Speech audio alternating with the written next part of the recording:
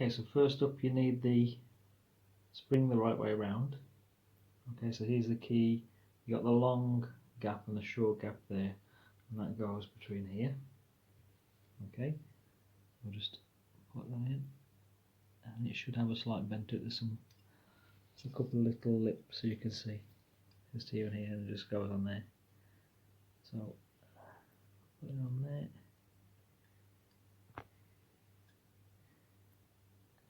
There, and down.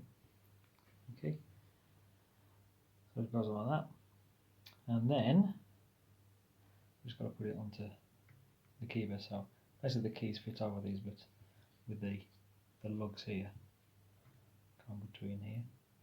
So I'll show you how to do that now.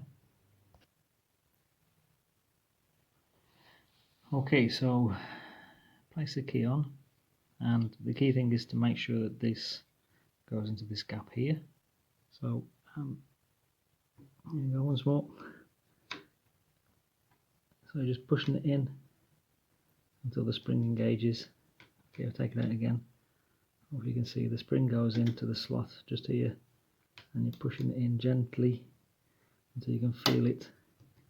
So you might want to push down there as well.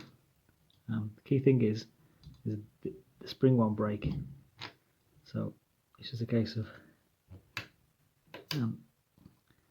cajoling it into the slot really. Okay. If the spring comes off, just take it off again and start again, and hopefully that helps.